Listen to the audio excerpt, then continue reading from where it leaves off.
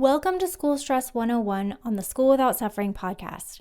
I'm your host, Laura Fragamini, founder and principal academic coach of School Without Suffering, and I can't wait to help you understand what is going on in your child's head and how to help. Let's dive in.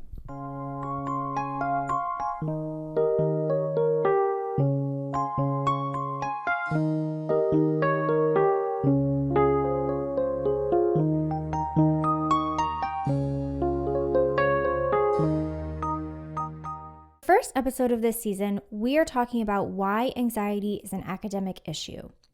The first thing I want to do is be very clear about what I mean by anxiety and why you might hear me use the terms anxiety and stress somewhat interchangeably when I'm talking about this issue. People can be diagnosed with stress or anxiety disorders when their symptoms meet certain criteria, but it's really important to note that stress and anxiety are perfectly normal human reactions to threatening or worrying situations. They are part of the fight or flight fear response that keeps us safe by preparing the body to deal with danger. I want to underscore that every healthy brain experiences stress and experiences anxiety. My favorite way to delineate between the two is that stress is the body's reaction to a threat or concern, whereas anxiety is the body's reaction to the stress. That means anxiety can persist even after the threat or concern has passed. So, for example, a student may feel stressed when they have a math test coming up, and they can remain anxious about the test when it's over. Or they may feel stressed trying to get their paper done before a deadline, and they may feel anxiety about writing in general, whether or not they have a writing assignment on any given day. The reality of being a student is that there's a pretty constant stream of assignments and deadlines coming your way. So if students are experiencing stress and anxiety, they are experiencing both pretty much all the time, at least during the school year.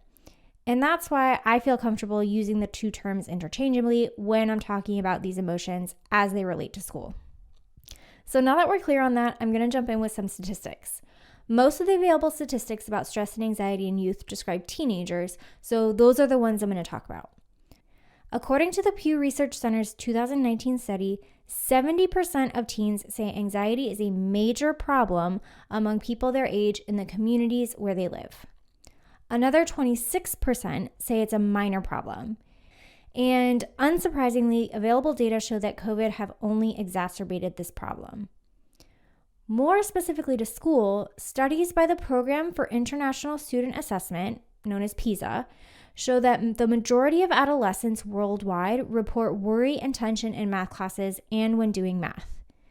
According to the same studies, 61% of teens say they personally feel a lot of pressure to get good grades in general, and another 27% say they feel some pressure to do so. And 41% of 2016 incoming freshmen say they feel, quote, overwhelmed by all they have to do, compared with 28% in 2000 and 18% in 1985.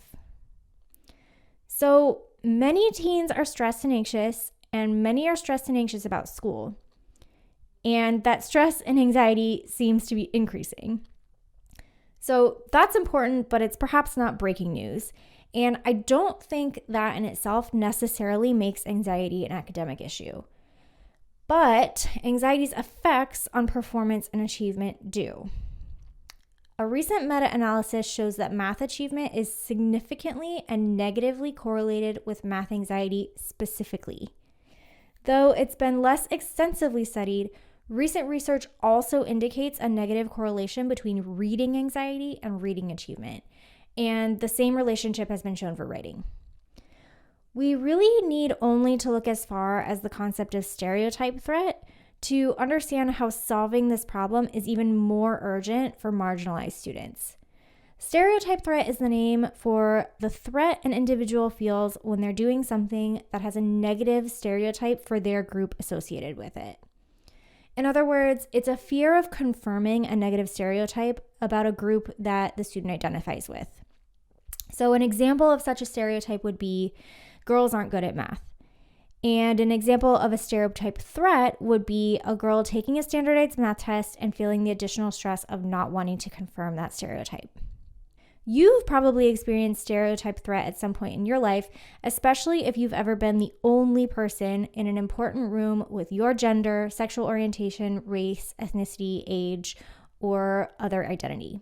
Stereotype threat is considered by some researchers to be a contributing factor to long-standing racial and gender achievement gaps, such as underperformance of Black students relative to white ones in various academic subjects, and underrepresentation of women at the higher echelons in the field of mathematics.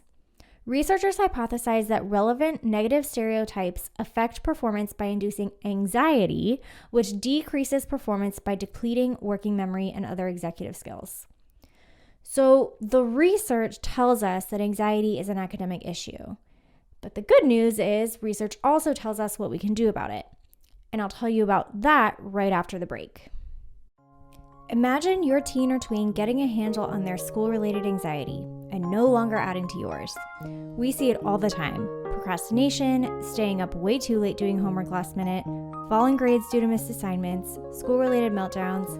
These behaviors are often directly related to anxiety. And I can confidently tell you that these do not have to be a part of your life this school year. The School Without Suffering Toolkit equips students with concrete strategies and exercises that they can learn step by step and then revisit whenever they need to during the school year. With the toolkit, your child will be able to reevaluate stress that's negatively affecting them, initiate and execute academic tasks with ease, foster a growth mindset, manage their time effectively and healthfully, and complete their most anxiety-inducing homework with confidence. And with the option to meet with an expert, empathetic, School Without Suffering academic coach when they need some extra support, students will always be able to use the tools in their toolkit how they need to and when they need to do and feel better. Visit schoolwithoutsuffering.com/toolkit and use discount code podcast at checkout for 10% off your purchase. That's schoolwithoutsuffering.com/toolkit. All right, so we just talked about what the latest research shows about why anxiety is an academic issue in addition to an emotional one. And now I want to talk about what steps we can take to address this issue with our kids. Remember, we talked about how research shows that stereotype threat, the fear of confirming a negative stereotype, can induce anxiety. And that anxiety decreases performance by depleting working memory and other executive functions. For stereotype threat specifically, empirical evidence suggests that we can mitigate the effects of that induced anxiety on performance by teaching students to do 3 things: reevaluate stress, adopt an incremental theory of intelligence, better known as growth mindset, and perform self-affirmation exercises. And more generally, teaching students to self-regulate with specific strategies while they work has also been shown to improve academic performance. This matters because current mainstream interventions for math, reading, and writing do not directly address this emotional factor of anxiety that holds students back. So if your child has been receiving mainstream interventions, either in school with their teachers or outside of school with private tutors, but they're not reaching their academic potential, this may be why you're seeing that discrepancy. And as I said earlier, most of the research I've been able to find has been focused on teens and older students. But since effective interventions involve teaching our students strategies, exercises, and mindset shifts, it's not hard to imagine that if we teach our kids to start using these strategies earlier, they will be in a much better place to be able to handle their emotions and mitigate any negative effects of those emotions by the time they're in middle or high school. And so it's probably not surprising that that's why School Without Suffering takes the approach to academic support that we do. Our mission is to help students feel better and do better in school.